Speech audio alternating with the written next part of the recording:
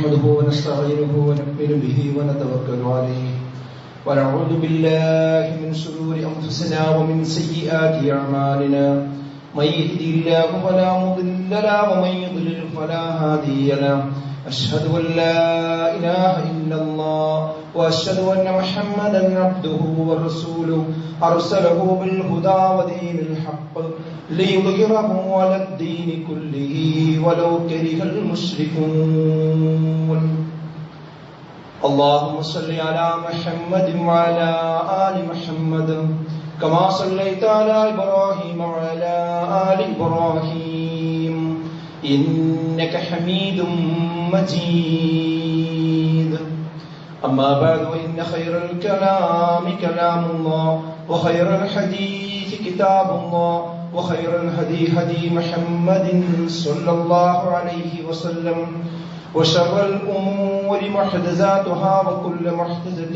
بدعة وكل بدعة ضلالة أعوذ بالله من الشيطان الرجيم يا أيها الذين آمنوا اتقوا الله حق تقاته ولا تموتن إلا وأنتم مسلمون بسم الله الرحمن الرحيم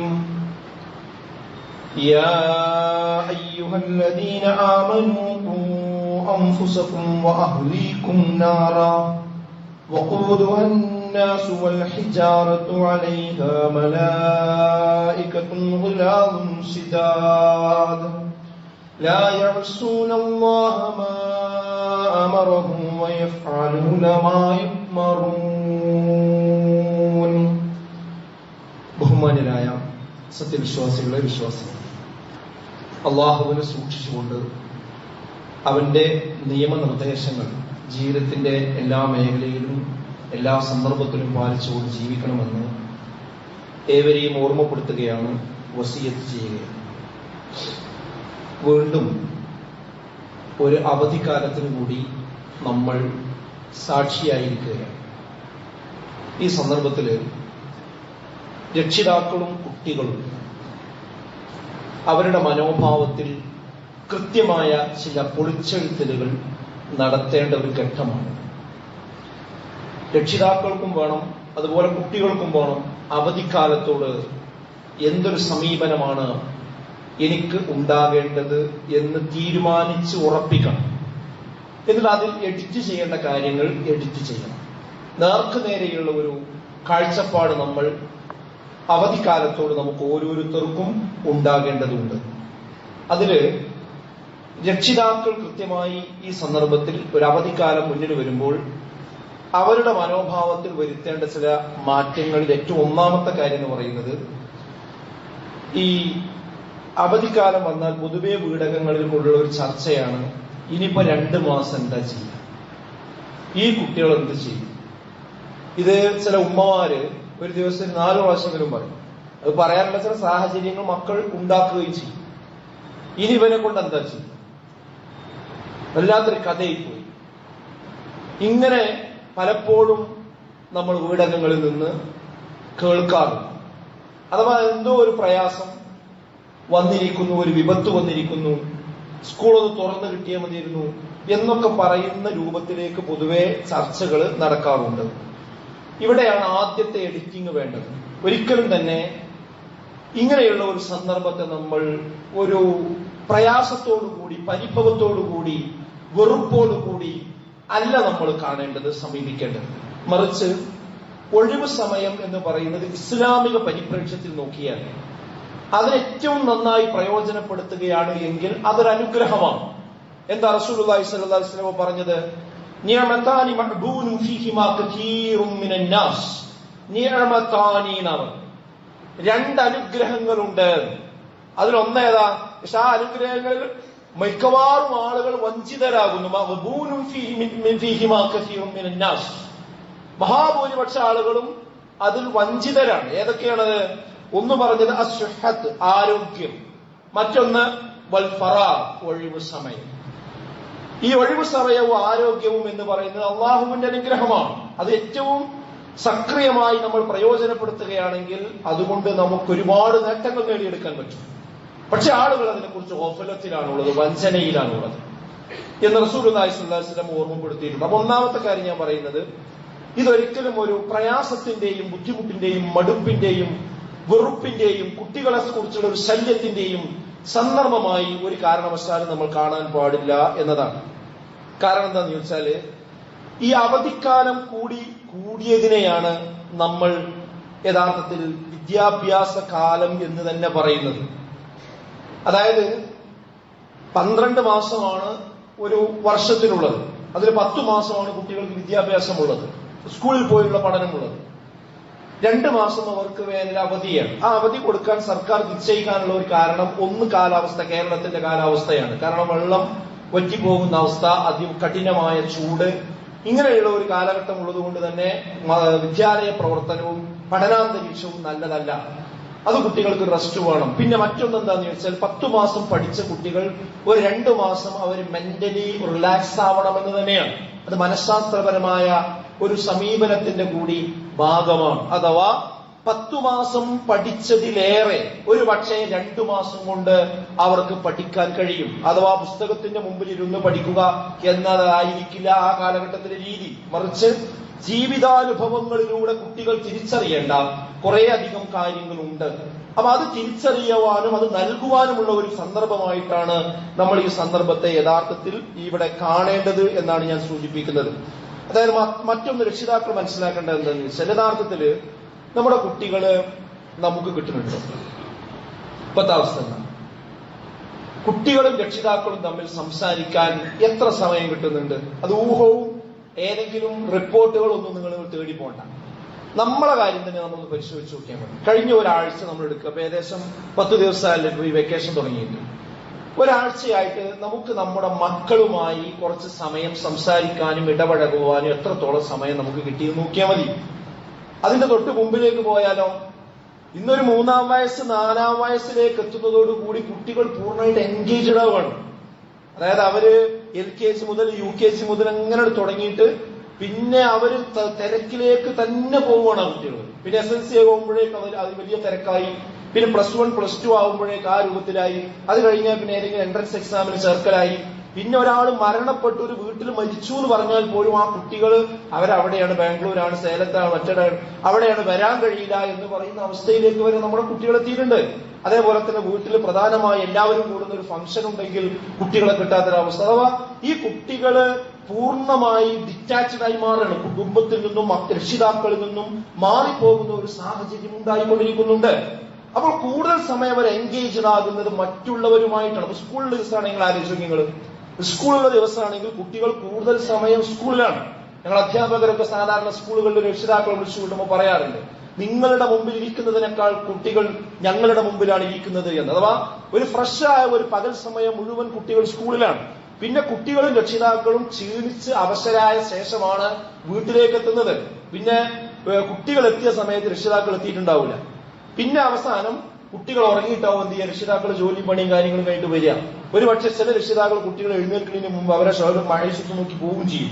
ചുരുക്കി പറഞ്ഞാൽ തമ്മിൽ കാണുന്നത് പോലും ഇല്ലാത്ത അവസ്ഥയാണ്. ഇതാണ് നമ്മുടെ നാട്ടിൽ ഇന്നൊരു സാഹചര്യം. കുട്ടികളെ പരസ്പരം കാണുന്നില്ല, രക്ഷിതാക്കൾ പരസ്പരം കാണുന്നില്ല, സംസാരിക്കുന്നില്ല, സമയം ചിലവഴിക്കില്ല. ഇനി ഉമ്മമാരെ കാര്യമാണെങ്കിലും അവരെ അടുക്കളയിലെ ജോലി മറ്റു കാര്യങ്ങളിലും തിരക്കായിരിക്കും. കുട്ടികൾ എന്തെങ്കിലും ആവശ്യത്തിന് വന്ന് പറഞ്ഞാൽ തന്നെ ഞാൻ ഇപ്പൊ തിരക്കിലാണ്, നീ പോന്ന് പറയും. അപ്പൊ കുട്ടികൾക്ക് യഥാർത്ഥത്തിൽ രക്ഷിതാക്കൾ ആക്സസ് അല്ല, രക്ഷിതാക്കൾക്ക് കുട്ടികളെയും കിട്ടാത്ത ഒരു സന്ദർഭത്തിലൂടെയാണ് നമ്മളിന്ന് കടന്നു പോകുന്നത്. ഇനി കുറച്ച് സമയം കിട്ടിയെന്ന് വിചാരിക്കും ഒരു വീട്ടിൽ. കുറച്ച് സമയം കിട്ടിയാൽ രണ്ടു കൂട്ടർക്കും എന്താ പണി?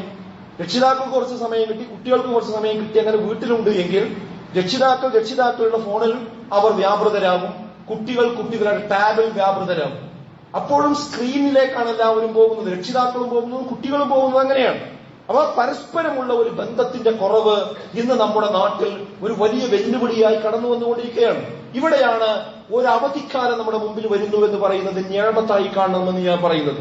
അഥവാ ഞാൻ കുട്ടികളൊക്കെ തിരക്കിലായിരുന്നു ഈ 10 മാസം, ഈ 2 മാസമെങ്കിലും എനിക്ക് എന്റെ കുട്ടികളെ കിട്ടണം, അവരുമായി സംസാരിക്കണം എന്ന രീതിയിലേക്ക് രക്ഷിതാക്കൾ വരേണ്ടതുണ്ട് എന്നാണ് ഞാൻ പറഞ്ഞത്. അപ്പൊ ഇതിന് അനുകൂലമായി ഇതിനോടുള്ള മനോഭാവം എന്ന് പറയുന്നത് ഞാനും എന്റെ കുടുംബവും മക്കളുമായി കൂടുതൽ സമയം എൻഗേജ് ചെയ്യാൻ പറ്റുന്ന ഒരു അന്തരീക്ഷമാണ് ഈ 2 മാസം എന്ന രീതിയിൽ, പോസിറ്റീവായ രീതിയിൽ രക്ഷിതാക്കൾ ചിന്തിക്കേണ്ടതുണ്ട് എന്നതാണ്. ഒരിക്കലും നമ്മൾ ഇന്നത്തെ കാലഘട്ടത്തിൽ രക്ഷിതാക്കൾ വെറും ഒരു ATM മെഷീന്റെ പണി മാത്രം എടുക്കുന്ന ഒരു സാഹചര്യത്തിലേക്കാണ് പോയിക്കൊണ്ടിരിക്കുന്നത്. കുട്ടികൾക്കും അങ്ങനെ ഫീൽ ചെയ്യുന്നുള്ളൂ. കുട്ടികൾക്ക് എപ്പോഴാണ് വാപ്പാൻ ഓർമ്മ വരിക? പൈസ ആവശ്യം വരുമ്പോ. അവന് ചെറിയ കുട്ടിയാണെങ്കിൽ സൈക്കിൾ ആവശ്യം വരും, വാപ്പാൻ ഓർമ്മ വരും. അവന് പന്ത് ആവശ്യം വരുമ്പോൾ വാപ്പാൻ ഓർമ്മ വരും. അവന് ഡ്രസ്സ് ആവശ്യം വരുമ്പോൾ വാപ്പാൻ ഓർമ്മ വരും. അവന് എന്തെങ്കിലും അസുഖം വന്ന വാപ്പാൻ ഓർമ്മ വരും. അവന് അതുപോലെ തന്നെ കുറച്ച് മുകളിലേക്ക് പോയി കഴിഞ്ഞാൽ കുട്ടികൾക്ക് വലിയ വിദ്യാഭ്യാസത്തിന് വേണ്ടി വലിയ പണം ചെലവഴിക്കേണ്ടി വരുമ്പോൾ വാപ്പാൻ ഓർമ്മ വരും. ആ വാപ്പാനെ നേരിട്ട് കാണാനും സംസാരിക്കാനും വരെ കുട്ടികൾക്ക് താല്പര്യമില്ല. വാപ്പയെന്ന് സംസാരിക്കാൻ പുറപ്പെട്ടാൽ അവർക്ക് നേരില്ല. പക്ഷേ അവർക്ക് സംസാരിക്കാൻ സമയം ഉണ്ടാവും. എപ്പോ? എനിക്കൊരു 10,000 രൂപ വേണം, എനിക്ക് 25,000 രൂപ വേണം, എന്റെ ഹോസ്റ്റലിലെ ഫീസ് അടക്കാനായിട്ടുണ്ട്. അതും തന്നെ കൈകൊണ്ട് കൊടുക്കുന്ന രക്ഷിതാക്കൾ കുറവാണ്. ഇന്നത്തെ സംവിധാനങ്ങൾ ഉപയോഗിച്ചുകൊണ്ട് അത് ഗൂഗിൾ പേ ചെയ്ത് കൊടുത്ത് അതിന്റെ സ്ക്രീൻഷോട്ട് അയച്ചു കൊടുക്കുന്നതോടുകൂടി കുട്ടികൾക്ക് രക്ഷിതാവെന്ന് പറഞ്ഞാൽ വെറും ഒരു ATM മെഷീനിന്റെ ഒരു അനുഭവം മാത്രമാണ് ഇന്ന് ലഭിച്ചുകൊണ്ടിരിക്കുന്നത് എന്ന് നമ്മൾ മനസ്സിലാക്കേണ്ടതുണ്ട്. എന്തിനധികം ചില രക്ഷിതാക്കൾക്ക് പേടിയാണ്, കുട്ടികളോട് സംസാരിക്കാൻ പേടിയാണ്. അതായത് അവനോട് എന്തെങ്കിലും പറഞ്ഞാൽ, അവനോട് എന്തെങ്കിലും തിരുത്തി കൊടുത്താൽ അവൾ മേത്ത് കൊടുക്കും, പ്രശ്നം ഉണ്ടാക്കും. അവരോട് ഞാനൊന്നും ഉണ്ടാൻ പോകില്ല എന്നിടത്ത് നിൽക്കുന്ന സാഹചര്യം ഇന്ന് നമ്മുടെ രക്ഷിതാക്കൾ അനുഭവിച്ചുകൊണ്ടിരിക്കുന്നുണ്ട്. അപ്പോ ഈ ഒരു അവസ്ഥയുള്ള സന്ദർഭത്തിൽ നമ്മൾ ശ്രദ്ധിക്കേണ്ടതാണ്. ഈ ഒരു 2 മാസം എന്ന് പറയുന്നത് നമുക്കൊരു വലിയ ഞാമത്തായിട്ട് തന്നെ നമ്മൾ ഉപയോഗപ്പെടുത്തുന്നത്. ഭക്ഷണത്തിനുള്ള വക ഉണ്ടാക്കിയാൽ മാത്രം പോരെ ഇന്ന് രക്ഷിതാക്കൾ, ഭക്ഷണം കഴിപ്പിക്കുക കൂടി വേണം കുട്ടികളെ. ഭക്ഷണം ഉണ്ടാക്കാനുള്ള പൈസയും കാര്യങ്ങളും ഉണ്ടാക്കി അവിടെ കൊണ്ടുപോയി വെച്ച് ഉമ്മമാരത് ഉണ്ടാക്കിയാൽ മാത്രം പോരാ. അതൊന്ന് ഭക്ഷണം കുട്ടികളൊന്ന് കഴിച്ചു കിട്ടണമെങ്കിൽ ചെറിയ കുട്ടി മുതൽ എന്ത് ചെയ്യണം? അവരെ വാരി വലിച്ച് ഒക്കത്ത് വെച്ച് ഏതെങ്കിലും ഗെയിം കാണിച്ചു കൊടുത്ത്, ഏതെങ്കിലും ഫോണ് തുറന്നു വെച്ചു കൊടുത്ത് അതിന്റെ ഒരു അകമ്പടിയോടുകൂടി മാത്രമേ ഇന്ന് ഭക്ഷണം പോലും കൊടുക്കാൻ കഴിയുന്നുള്ളൂ. അത് കുട്ടികൾ സമൃദ്ധിയുടെ ഒരു ലോകത്താണ് ജീവിച്ചുകൊണ്ടിരിക്കുന്നത്. പണ്ട് അങ്ങനെയല്ല. ഈ പ്രായമുള്ള മനുഷ്യന്മാരോട് ചോദിച്ചാൽ അറിയാൻ പറ്റും. താളും തവരയും തിന്ന് ജീവിച്ച ഒരു കാലം നമ്മുടെ ഈ എടത്തനാട്ടുകരയിൽ ഉണ്ടായിട്ടുണ്ട്. എന്തേ അന്തമാൻ നിക്കോബാർ ദ്വീപുകളിൽ മണ്ണാർക്കാട് ഉണ്ടാകാനുള്ള കാരണം? എന്തേ മേലാറ്റൂർ ഉണ്ടാകാനുള്ള കാരണം? എന്തേ അവിടെ പെരിന്തൽമണ്ണ ഉണ്ടാകാനുള്ള കാരണം? നമ്മുടെ വാപ്പക്കാരണവന്മാർ ജീവിതത്തോട് മല്ലിട്ടുകൊണ്ട് ജീവിക്കാൻ ഇടം കിട്ടാതെ ആ ബ്രിട്ടീഷുകാരന്റെ ആ പട്ടാളത്തിന്റെ കൂട്ടിനിടയിൽ അവർ ഞെരിഞ്ഞു തീർന്നപ്പോ രക്ഷയും കൊണ്ട് അങ്ങോട്ട് ഓടിപ്പോയതാണ്, അല്ലെങ്കിൽ അങ്ങോട്ട് നാട് കടത്തിയപ്പെട്ടവരാണ്. അങ്ങനെ ജീവിതത്തോട് പോരാടിക്കൊണ്ടാണ് നമ്മുടെ കഴിഞ്ഞകാല തലമുറ അതിജീവനത്തിന്റെ പാതയിലൂടെ കടന്നുപോയിട്ടുള്ളത് എങ്കിൽ എല്ലാ പച്ച പരവതാനി വിരിച്ച്, ചുവന്ന പരവതാനി വിരിച്ച് എല്ലാ സുഖത്തിന്റെയും ശീതള ഛായയിലേക്കാണ് ഇന്ന് നമ്മുടെ മക്കൾ ജീവിച്ചു വന്നിരിക്കുന്നത്. ചെറിയ തലവേദന ഉണ്ടായ സഹിക്കാൻ കഴിയുന്നില്ല. ഇന്ന് ചോദിച്ച പണം നാളെ കൊടുത്താൽ അവർക്ക് സഹിക്കാൻ കഴിയുന്നില്ല.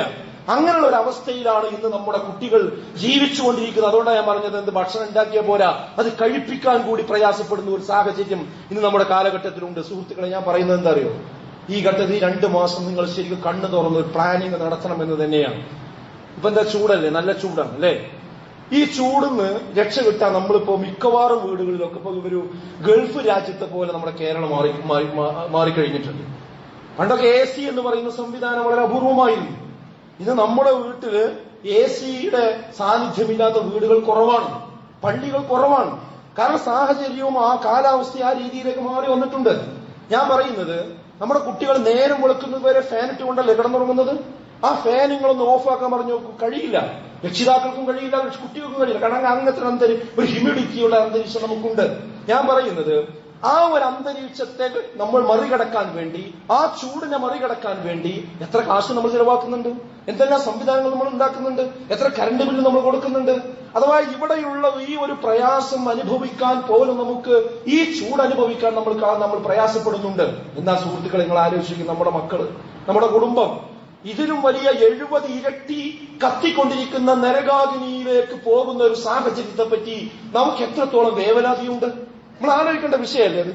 നമുക്ക് സ്വർഗണ്ട് നരകണ്ട് എന്ന് നമ്മൾ ഉറച്ചു വിശ്വസിക്കുന്നുണ്ടെങ്കിൽ, ഇന്ന് ഈ പള്ളിയിൽ നിന്ന് ഇറങ്ങുമ്പോൾ ഒരു അറ്റാക്ക് ഉണ്ടായി മരിച്ചാൽ 3 കഷ്ണം തുണിയിൽ പൊതിഞ്ഞ് നമ്മൾ കബറിൽ കൊണ്ടുപോയി വെച്ചാൽ അവിടെ രണ്ടാമത് നമ്മൾ എഴുന്നേറ്റ് വരുമെന്നും, നാളെ പരലോകത്ത് മഹ്ശറയിൽ അല്ലാഹുവിന്റെ മുമ്പിൽ ഒരുമിച്ച് കൂടേണ്ടി വരുമെന്നും, യൗമ യഫിറുൽ മർഉ മിൻ അഖീഹി വ ഉമ്മിഹി വ അബീഹി വ സ്വാഹിബതിഹി വ ബനീഹി ലികുല്ലി ഇംറിഇൻ മിൻഹും യൗമഇദിൻ ശഅനുൻ യുഗ്നീഹി എന്ന് വിശുദ്ധ ഖുർആൻ പറഞ്ഞല്ലോ.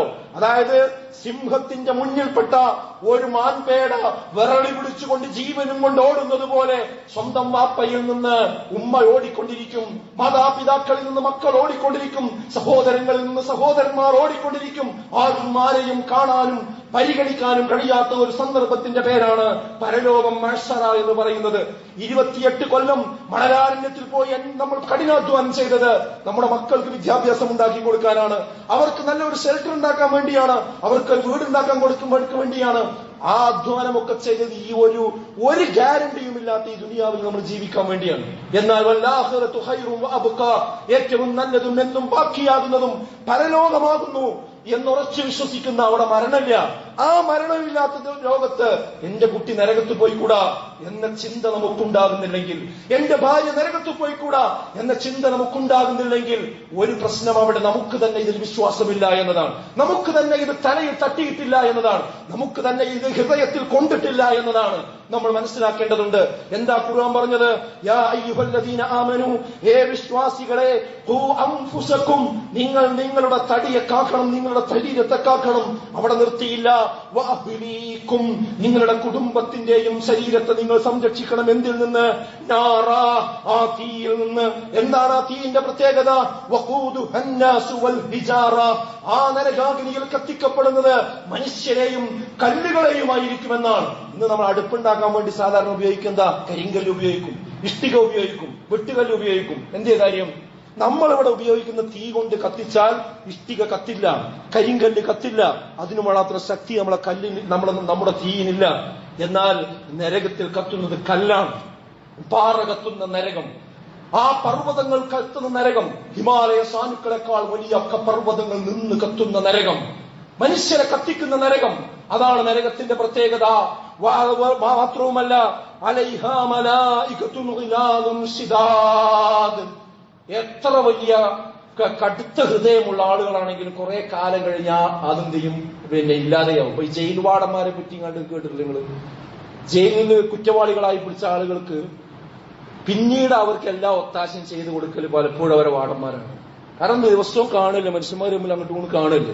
അപ്പൊ അവസാനം എന്ത് ചെയ്യും? എന്തെങ്കിലും ആനുകൂല്യം ചെയ്തു കൊടുക്കും. മനുഷ്യന്റെ മനസ്സിന്റെ സ്വഭാവമാണ്. ഇന്ന് നരകം അങ്ങനെയല്ല. നരകത്തിൽ യുഗാന്തരങ്ങളോളം നമ്മൾ വെന്തുരുകിയാലും അതിന് കാവൽ നിൽക്കുന്ന മലക്കുകളെ കുറിച്ച് പറഞ്ഞത് എന്താ?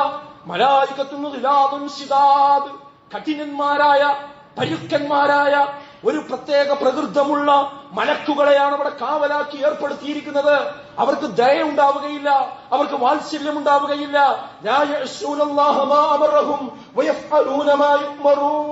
അവരോട് കൽപ്പിച്ചതെന്തോ അത് മാത്രമേ അവർ ചെയ്യുകയുള്ളൂ, അതിനപ്പുറത്തേക്കൊന്നും അവർക്ക് ചെയ്യാൻ കഴിയില്ല. അങ്ങനെയുള്ള ഒരു നരകം ഒരു ദിവസമല്ല, ഒരു മാസമല്ല, ഒരു വർഷമല്ല, യുഗങ്ങളോളം ഖാലിദീന ഫീഹാ, എന്നെന്നും അവർ കടന്നെരിയും. സുഹൃത്തുക്കളെ, നമ്മുടെ കുട്ടിക്കൊന്ന് പൊള്ളി എന്ന് പറഞ്ഞാൽ നമുക്ക് സഹിക്കോ? നമ്മുടെ കുട്ടി ബൈക്കോ തട്ടിയിട്ട് അവിടെ വീണ് കിടക്കുന്നതിൽ ബ്ലഡ് പോകുന്നുണ്ടെന്ന് പറഞ്ഞാൽ നമുക്ക് സഹിക്കോ? ആ ബ്ലഡ് പോയിക്കൊണ്ടേയിരിക്കുകയാണെങ്കിലോ, ആ കത്തിയ തീ കുട്ടിയുടെ ദേഹത്ത് നിന്ന് കത്തിക്കൊണ്ടിരിക്കുകയാണെങ്കിലോ, മരിക്കാതെ കത്തിക്കൊണ്ടിരിക്കുകയാണെങ്കിലോ സഹിക്കോ നമുക്ക്? ഇല്ലല്ലോ. അതിലേറെ ഗുരുതരല്ലേ സുഹൃത്തുക്കളെ ഈ നരകം?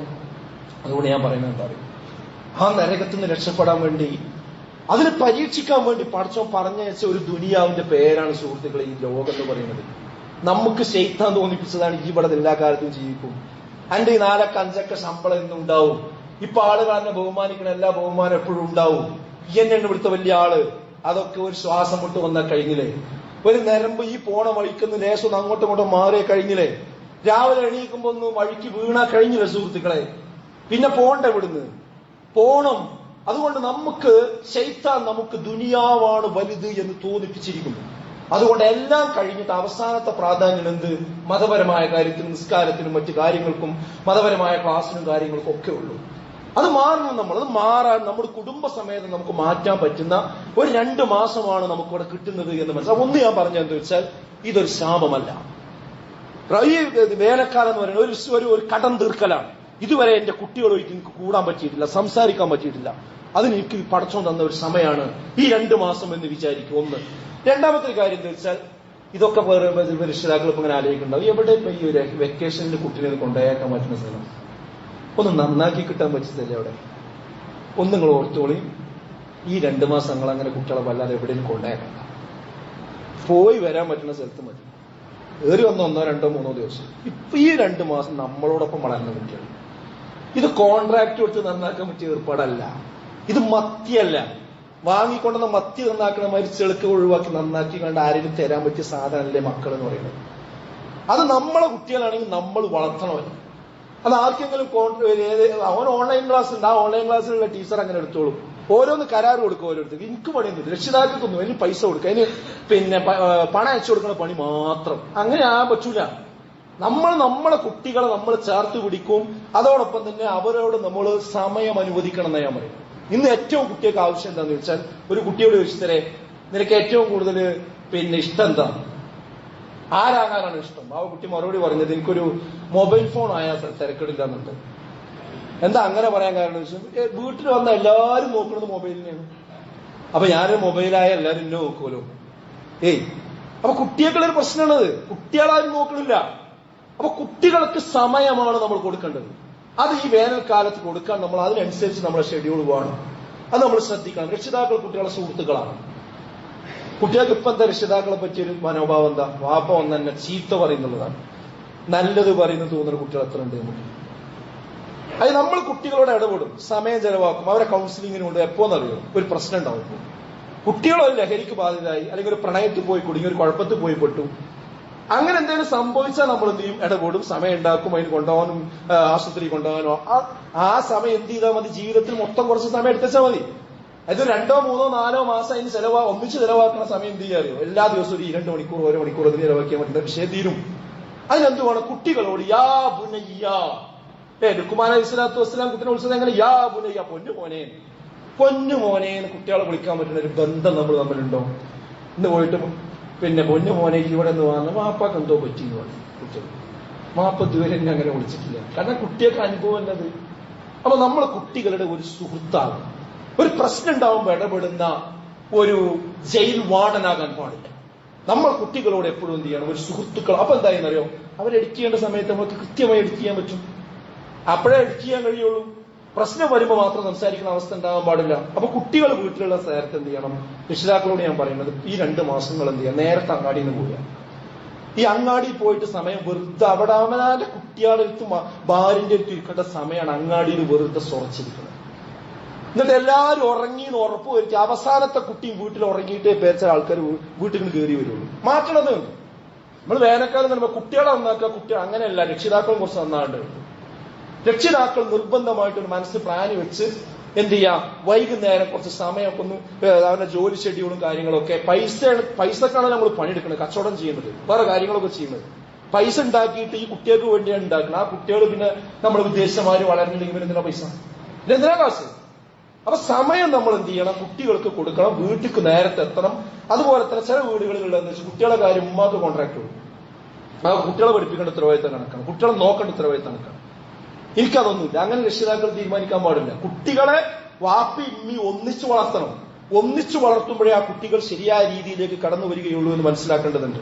അതേപോലെ റസൂലുള്ളാഹി സ്വല്ലല്ലാഹു അലൈഹി വസല്ലം പറഞ്ഞു, മാ നഹല വാലിദുൻ വലദൻ മിൻ നഹ്ലിൻ അഫ്ളു മിൻ അദബിൻ ഹസന. അതായത്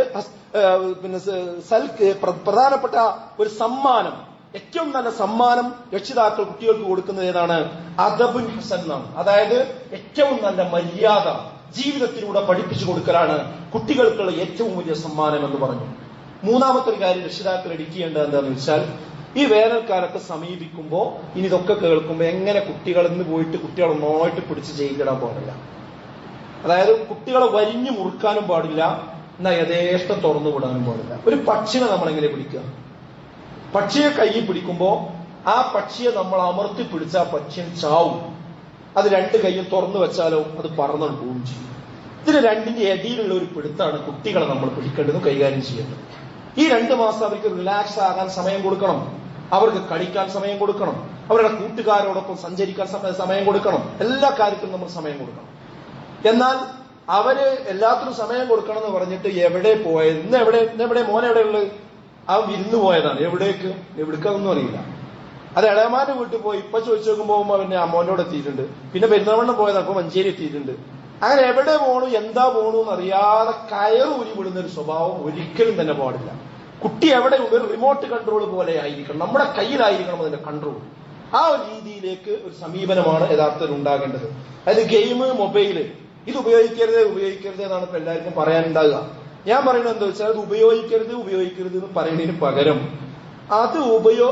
അതിൽ ഉപയോഗിക്കാനും സമയം കളയാനും പറ്റാത്ത വിധം മറ്റൊരു ഷെഡ്യൂൾ കുട്ടികൾക്ക് ഉണ്ടാക്കി കൊടുക്കണം. അതാ ചെയ്യേണ്ടത്. മൊബൈൽ ഉപയോഗിക്കരുത് എന്ന് പറയേണ്ട ഒരു ഗതികേട് ഉണ്ടാകരുതെന്ന് പേരില്ല. അതിനെന്ത് വേണം? വേറെ ഷെഡ്യൂൾ വേണം. ചെയ്യരുത് എന്ന് പറയാനാണ് എല്ലാവരും ശ്രദ്ധിക്കുക. അങ്ങനെയല്ല ഇനി നമ്മൾ ചെയ്യേണ്ടത്. ചെയ്യേണ്ടത് എന്ത് എന്ന് പറഞ്ഞു കൊടുക്കുക. അപ്പൊ ചെയ്യാൻ പാടില്ലാത്തത് ചെയ്യാൻ സമയം ഉണ്ടാവില്ല. ഒരാള് വായിലൊരു തുപ്പലും വെച്ച് ഇങ്ങനെ നടക്കുക. എവിടെ ചെന്നാലും ബോർഡ് ഇവിടെ തുപ്പരുത് എന്ന് പറഞ്ഞില്ല. ഇവിടെ തുപ്പേണ്ട ഒരു സ്ഥലം ഉണ്ടെങ്കിൽ അവിടെ ഇവിടെ തുപ്പുക എന്ന് പറഞ്ഞാൽ അവിടെ പോയി തുപ്പിയ പോലെ. പക്ഷെ മനസ്സിലായോ? അതേപോലെ കുട്ടികൾ എന്താ ചെയ്യേണ്ടത്, എന്താ ഈ 2 മാസം ചെയ്യേണ്ടത് നമ്മൾ പ്ലാൻ ഉണ്ടാക്കിക്കണം. അത് ആരും ഉണ്ടാക്കൂല. ഇതൊരു കുട്ടിയെ മൊബൈൽ എടുത്തു പ്രശ്നമാണ്, കുഴപ്പമാണ്. അവന് നേരെ വടിയും ബോളും പോകും. ഞാൻ പറയുന്നത് കുട്ടികൾക്ക് യഥേഷ്ടം കൊടുക്കണം എന്നല്ല, മറിച്ച് അവർക്കൊരു ബദൽ ഷെഡ്യൂൾ ഉണ്ടാക്കുമ്പോൾ എന്ത് ചെയ്യണം? കുട്ടികൾക്ക് റെസ്റ്റ് ചെയ്യണം. ഞാൻ പറഞ്ഞ ഇതുവരെ ഉണ്ടാക്കാത്ത ആൾക്കാർ ഇന്ന് പോയിട്ട് എന്ത് ചെയ്യണം? ഒരു മീറ്റിംഗ് വിളിക്കണം. വരെ പാപ്പി ഇമ്മയും മക്കളും കുട്ടികളും ഒന്നിച്ചിരുന്നിട്ട് ഓരോരുത്തർ 2 മാസം എന്ത് ചെയ്യുമെന്നത് അവരോട് തന്നെ ഉണ്ടാക്കാൻ പറയാം. എന്നിട്ട് അത് നോക്കിയിട്ട് എന്ത് ചെയ്യുക? ഒരു എഡിറ്റ് ചെയ്യുക. എന്തൊക്കെയാണ് നീക്കുപോക്കുകൾ വേണ്ടത്, ഒരു സമയത്തിൽ എന്തൊക്കെ വ്യത്യാസം വേണം എന്നുള്ളതിനെ സംബന്ധിച്ച് കൂട്ടായ ഒരു രൂപം ഉണ്ടാക്കുക. അത് അവനാന്റെ പേരിന് മാത്രം ഉണ്ടാക്കിയാലും പോരാ. ഇപ്പൊ കൂട്ടുകുടുംബങ്ങളായി ജീവിക്കുമ്പോൾ, അല്ലെങ്കിൽ നമ്മുടെ നാട്ടിലൊക്കെ എളാപ്പം മുത്താപ്പ മക്കളും ആളുകളൊക്കെ ഉണ്ടാവും, അമ്മമാരെല്ലാവരും ഉണ്ടാവും. അതിന് ഫാമിലി ഗ്രൂപ്പുകൾ ഉണ്ടാവും. ഞാൻ പറയുന്നത് ഈ ഫാമിലി ഗ്രൂപ്പിൽ ഈ ചർച്ച വരണം. ഫാമിലി ഗ്രൂപ്പുകളിൽ ചർച്ച ചെയ്തിട്ട് എന്ത് ചെയ്താൽ എന്റെ കുട്ടി ഇങ്ങനെയൊക്കെയാണ്. അപ്പൊ നമുക്ക് മൊത്തം അങ്ങനെ അന്തരീക്ഷം ഉണ്ടാക്കണം. കാരണം നമ്മളെ കുടുംബത്തിൽ മൊത്തം ഒരു അന്തരീക്ഷം ഉണ്ടാവുമ്പോഴേ നമ്മളെ കുട്ടികൾ ശരിയായി കിട്ടുള്ളൂ. എല്ലാ കുട്ടികളും ഒരു റൂട്ടിലേക്ക് വരേണ്ടതുണ്ട്. അതിന് മൊത്തത്തിൽ എല്ലാവരും ഒരു പ്ലാൻ ഉണ്ടാക്കി കഴിഞ്ഞാൽ അപ്പൊ എന്തായി? ഇതായിരിക്കും അവിടുത്തെ ക്ലൈമറ്റ്. ഒരു ക്ലൈമറ്റ് സെറ്റ് ചെയ്യണം. ഒരു കുടുംബത്തിൽ ഒരു തറവാട്ടിൽ ഒരു ക്ലൈമറ്റ് സെറ്റ് ചെയ്യണം. ആ ക്ലൈമറ്റിനനുസരിച്ച് പിന്നെ കുട്ടികൾ എന്ത് ചെയ്യുള്ളൂ, നീങ്ങുള്ളൂ. എന്താ ക്ലൈമറ്റ്? വേനൽക്കാലം തന്ന തോന്നിയ മാതിരി എല്ലാവരും അങ്ങോട്ടും ഇങ്ങോട്ടും പോവുക, തോന്നിയതൊക്കെ ചെയ്യുക. അതേപോലെ തന്നെ രാത്രി എപ്പോഴെങ്കിലുമൊക്കെ വരിക. ഈ രൂപമാണ് മൊത്തത്തിൽ ആ കുടുംബത്തിന്റെ ക്ലൈമറ്റ് എങ്കിൽ നമ്മളെ കുട്ടികൾ ആ രീതിയിലേക്ക് പോകും. അവരവിടെ പോകുന്നുണ്ട്, ഇവരവിടെ പോകുന്നുണ്ട്, ഇന്നെ മാത്രം പറഞ്ഞേക്കുന്നില്ലാതെ കുട്ടി പ്രശ്നം ഉണ്ടാക്കും. അതിനുവേണ്ടി എല്ലാ വീട്ടിലും ഈ ഒരു ഷെഡ്യൂളാണെങ്കിലോ നിസ്കരിക്കണ നേരത്തെ എല്ലാ കുട്ടികളും നിസ്കരിക്കായിരിക്കും. ഖുർആൻ ഓതുന്ന സമയത്ത് എല്ലാ കുട്ടികളും ഖുർആൻ ഓതിയിരിക്കും. കളിക്കുന്ന സമയത്ത് എല്ലാ കുട്ടികളും കളിക്കായിരിക്കും. അപ്പൊ കളിക്കാനൊരു സമയം ഉണ്ടാവും, ആ സമയത്തെ കളിക്കുള്ളൂ. കാരണം കുട്ടികൾക്ക് തമ്മിൽ ധാരണ ഉണ്ട്. അപ്പൊ അങ്ങനത്തെ ഒരു ക്ലാരിറ്റി എന്ത് ചെയ്യണം? നമ്മൾ ഉണ്ടാക്കേണ്ടതുണ്ട്. അഥവാ ഒരു പൊതുവായ പെരുമാറ്റച്ചട്ടം ഉണ്ടാക്കണം. നമ്മുടെ കുട്ടിക്ക് മാത്രമായിട്ട് നന്നാകാൻ കഴിയില്ല. അത് സന്ദർഭം കൂടി സാഹചര്യം കൂടി പ്രധാനമാണ്. കാരണം റസൂൽ എന്ന് പറഞ്ഞു, മസലുൽ ജലീസി സ്വാലിഹി വൽ ജലീസി സൂഇ കമസലി സ്വാഹിബുൽ മിസ്ക് വകീലിൽ ഹദ്ദാ. നല്ല സുഹൃത്തിന്റെയും ചീത്ത സുഹൃത്തിന്റെയും പ്രത്യേകത എന്ന് പറയുന്നത്, നല്ല സുഹൃത്ത് എന്ന് പറഞ്ഞാൽ ഒരു അത്തർ കച്ചവടക്കാർ, അത്തർ പോലെയാണ്. ചീത്ത കൂട്ടുകാരെന്ന് പറഞ്ഞാലോ ആലയിലെ ആല പോലെയാണ്, കൊല്ലന്റെ ആല പോലെയാണ്. എന്താ പ്രത്യേകത? നല്ല ഒരു അത്തർ കടയിൽ നമ്മൾ കയറി വിചാരിക്കും. അവിടെ കയറിയോണ്ട് നമ്മൾ ഇറങ്ങിക്കഴിഞ്ഞാൽ അത്തർ വാങ്ങിയിട്ടില്ലെങ്കിലും അത്തറിന്റെ സ്മെല്ല് നമ്മുടെ ശരീരത്തിൽ കിട്ടും. അതേപോലെ നല്ല ആളുകളുടെ ഒപ്പം നടന്നു കഴിഞ്ഞാൽ അതിനാ നല്ല സ്വഭാവമാണ് നമുക്ക് കിട്ടുക. എന്നാൽ ഒരു കൊല്ലന്റെ ആലയിലാണെങ്കിലോ ഒന്നുകിൽ നിന്റെ വസ്ത്രം അത് കരിച്ചു കളയും, ഏതെങ്കിലും തീപ്പൊരി വന്നിട്ട് എന്ത് ചെയ്യും? വസ്ത്രം കരിഞ്ഞു പോകും. അല്ലെങ്കിൽ എന്തെങ്കിലും അവിടുത്തെ ഒരു സ്മെല്ലോ കരിയോ പുകയോ അത് കിട്ടാതെ അവിടുന്ന് പോരൂല. അതേപോലെ മോശപ്പെട്ട കൂട്ടുകാരെ കൂടെ നമ്മൾ കുട്ടികൾ നടക്കണതെങ്കിൽ അവരടുത്ത് എന്തൊക്കെ ഉണ്ട് വൃത്തികേടുണ്ട് അതൊക്കെ വിട്ടേക്ക് പോകും. അപ്പൊ നമ്മൾ കുടുംബത്തിൽ മൊത്തം എന്ത് ചെയ്യാം? ഒരു നല്ല അന്തരീക്ഷം കൊണ്ടുവരാൻ വേണ്ടി പ്രത്യേകം ശ്രദ്ധിക്കുക. അതിന് നിങ്ങളെ സഹായിക്കുന്ന ഒരു സംവിധാനമാണ് സമ്മർ ക്വസ്റ്റ് എന്ന് പറഞ്ഞിട്ട് നമ്മുടെ വിസ്ഡം സ്റ്റുഡൻസ് തയ്യാറാക്കിയ ഒരു പ്രോജക്റ്റ് ഉണ്ട്. അത് പീസ് റേഡിയോയുടെ കോഴ്സ് ഓപ്ഷനിൽ പോവാം. ആ കോഴ്സ് ഓപ്ഷനിൽ പോയിട്ട് അത് ഡൗൺലോഡ് ചെയ്ത് ആ ലിങ്കിൽ പോയി കഴിഞ്ഞാൽ കുട്ടികൾക്ക് ഈ 2 മാസം ചെയ്യേണ്ട, അവർക്ക് വൈജ്ഞാനികമായിട്ടും അവരുടെ കളിയുമായി ബന്ധപ്പെട്ടും സോഷ്യൽ മീഡിയയിൽ അവർ ചെയ്യേണ്ടതൊക്കെ ഉണ്ട്. കുട്ടിക്കളിയല്ല സോഷ്യൽ മീഡിയ, അതാണ് അതിന്റെ പേരെന്നെ, ഇതിന്റെ മൊത്തത്തിലുള്ള പദ്ധതിയുടെ പേരെന്നെ കുട്ടിക്കളിയല്ല സോഷ്യൽ മീഡിയ എന്ന്. അതിൽ നിങ്ങളെ കുട്ടികളെ എൻ്റർ ചെയ്ത് നോക്കി കുട്ടികൾക്ക് കൃത്യമായ ഒരു പ്ലാൻ ഉണ്ട്. അപ്പൊ ആ പ്ലാനും കാര്യങ്ങളിലേക്കൊക്കെ എന്ത് ചെയ്യണം? നമ്മൾ പോകേണ്ടതുണ്ട്. അപ്പൊ സുഹൃത്തുക്കളെ, നമ്മൾ ഈ 2 മാസം എന്ന് പറയുന്നത് ഒരു ശാപമായിട്ട് എടുക്കരുത്. ഇത് കുട്ടികളെ നമ്മളുമായി ചേർത്ത് കെട്ടാൻ പറ്റിയ ഒരു സുവർണാവസരമാണ് എന്ന് മനസ്സിലാക്കുക. അങ്ങനെയുള്ള ഒരു പ്ലാൻ ഉണ്ടാക്കാൻ അല്ലാഹു നമുക്ക് എല്ലാവർക്കും തൗഫീഖ് നൽകി അനുഗ്രഹിക്കുമാറാകട്ടെ.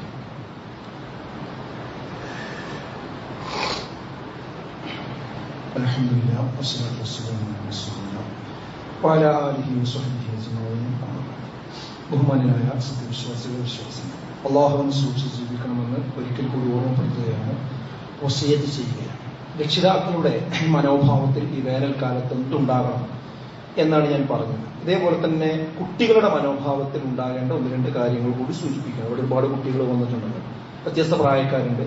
എനിക്ക് അവരോട് പറയാം, ഒന്നാമത്തെ കാര്യം എന്താണെന്ന് വെച്ചാൽ, ചില കുട്ടികൾ പ്ലാൻ ഉണ്ടാക്കുമ്പോൾ ആദ്യം പറയുന്നത് വെച്ചാൽ എനിക്ക് മൊബൈൽ ഉപയോഗിക്കാനുള്ള സമയം എപ്പോഴാണ് വേണം. അതായത് ഒരു ഷെഡ്യൂൾ ഉണ്ടാക്കുകയാണെങ്കിൽ രാവിലെ തീയതാ ഇന്ന കാര്യങ്ങൾ, മദ്രസ് അതുപോലത്തെ കാര്യങ്ങളൊക്കെ തീരുമാനിച്ച് ഇനി എപ്പോഴാണ് മൊബൈൽ ഉപയോഗം. അപ്പൊ മൊബൈൽ ഉപയോഗത്തിന് 1 മണിക്കൂർ. അപ്പൊ എന്താ സംഭവിക്കുന്നത്? ഈ കുട്ടി ഈ 1 മണിക്കൂർ കിട്ടാൻ വേണ്ടിയാണ് വേറൊക്കെ ചെയ്യുന്നത്. വേറെ എല്ലാം ചെയ്തത് കൊണ്ടുപോയിട്ട് എവിടെ കൊണ്ടുപോയി കളയും? ഈ 1 മണിക്കൂർ മൊബൈൽ ഉപയോഗിക്കുമ്പോൾ കളയും. മൊബൈലിൽ എന്താ കാണുന്നത് നമുക്കറിയില്ലല്ലോ.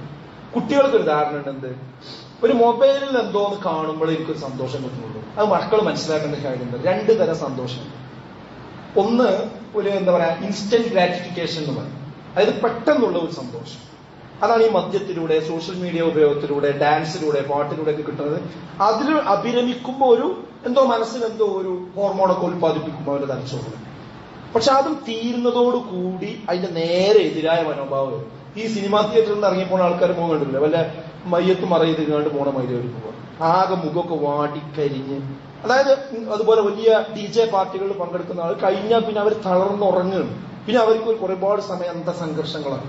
പിന്നെ അതുപോലെ ലഹരി ഉപയോഗിക്കുന്ന ആൾക്കാർ അത് പിന്നെ അതിന്റെ ആ സമയം കഴിഞ്ഞാൽ പിന്നെ അവർക്ക് ഭയങ്കര അസ്വസ്ഥതയാണ്. ഇതല്ല ഒരു മനുഷ്യ ജീവിതത്തിലുള്ള ശരിയായ ഒരു സന്തോഷം എന്ന് പറയുന്നത്. ഇസ്ലാം മുന്നോട്ട് വെക്കുന്നത് ഡിലേഡ് ഗ്രാറ്റിഫിക്കേഷനാണ്. അതായത് നീണ്ടു നിൽക്കുന്ന സന്തോഷം. അഥവാ രാവിലെ എഴുന്നേറ്റത് മുതൽ ഉറങ്ങുന്നത് വരെ സന്തോഷം കിട്ടണം. അല്ല ആ 1 മണിക്കൂർ സന്തോഷം കിട്ടിയാൽ പോരാ. അത് ദീനോട് കിട്ടും, ജീവിതം കൊണ്ട് കിട്ടും. ജീവിതം തന്നെ സന്തോഷമാണ്. അല്ലാതെ ജീവിതത്തിൽ നിന്ന് സോഷ്യൽ മീഡിയയിലേക്ക് മാറ്റിവെക്കുന്ന ഒരു സമയം മാത്രമല്ല സന്തോഷം. അങ്ങനെയാണ് ലോകം കാണുന്നത്. ഇസ്ലാമിന്റെ കാര്യങ്ങൾ ചെയ്യുമ്പോൾ തന്നെ നമുക്കിപ്പോ രാവിലെ അലാ ബിദിക്രില്ലാഹി തത്മഇന്നുൽ ഖുലൂബ്, അറിയുക നിങ്ങളുടെ ഹൃദയത്തിന് സ്വസ്ഥത കിട്ടുന്നത് അള്ളാഹുവിനെ കുറിച്ചുള്ള ദിക്റുകൾ കൊണ്ടൊന്നു മാത്രമാണ് എന്നാണ്. രാവിലെ സുബഹി നിസ്കരിച്ച് 2 ജമാഅത്ത് കഴിഞ്ഞ് പള്ളിയിൽ നിന്ന് വരുമ്പോൾ കിട്ടുന്ന സന്തോഷം, ഒരു ഖുർആൻ ഓതിങ്ങാണ്ട് അവസാനിപ്പിക്കുമ്പോൾ കിട്ടുന്ന ഒരു സന്തോഷം. റസൂലുള്ളാഹി പറഞ്ഞു, എനിക്ക് നിസ്കരിക്കുമ്പോഴാണ് ഏറ്റവും വലിയ കൺകുളിർമ. അപ്പൊ നമ്മുടെ ഒരു മുസ്ലിമിന്റെ സന്തോഷം മതപരമായ ജീവിതത്തിലാകണം, അതിന് പുറത്താകാൻ പാടില്ല. ആ ഒരു കാഴ്ചപ്പാട് എന്ത് ചെയ്യണം കുട്ടികൾക്ക്. അപ്പൊ എനിക്ക് പറയാനുള്ളത്, നിങ്ങൾ ഈ 2 മാസം ഒരു തീരുമാനം എടുക്കും. കുട്ടികൾക്ക് 5 വക്ത് ജമാഅത്തിനെ തെറ്റിക്കൂല, എന്നാൽ തന്നെ ജീവിതം ഓർഡർ ആവും. അതായത് സുബൈക്ക് എഴുന്നേൽക്കും നിർബന്ധം നമ്മൾ തീരുമാനിക്കുക. എന്ന് ഇവിടെ വന്ന കുട്ടികളൊക്കെ തീരുമാനിക്കും. അത് വാപ്പാന്റെ കൂടെ, ഈ വാപ്പ എഴുന്നേൽക്കുന്ന വാപ്പാനടക്കം വിളിച്ചുകൊണ്ട് പള്ളിയിൽ കൊണ്ട് ഉത്തരവാദിത്തം നമുക്കാണ്. അങ്ങനെ ഞങ്ങൾ 5 വക്ത് പള്ളിയിൽ വന്ന് ജമാഅത്തായി നിസ്കരിക്കാൻ തീരുമാനിച്ചു വയ്ക്കും. എന്നാൽ തന്നെ മറ്റു കാര്യങ്ങളൊക്കെ ക്രമീകരിക്കും. അപ്പൊ നിങ്ങളെ സുഹൃത്തുക്കളൊക്കെ അതിനനുസരിച്ചെടുക്കും. അപ്പൊ അനന്തമായ കളി ഉണ്ടാവില്ല. അപ്പൊ 6 മണി കഴിഞ്ഞാൽ കളിയോടെ അവസാനിക്കും. അതിന് കാരണം പള്ളിയിൽ പോകണ്ടേ. അത് രാത്രി എന്ത് ചെയ്യൂല, വൈകി ഉറങ്ങൂല.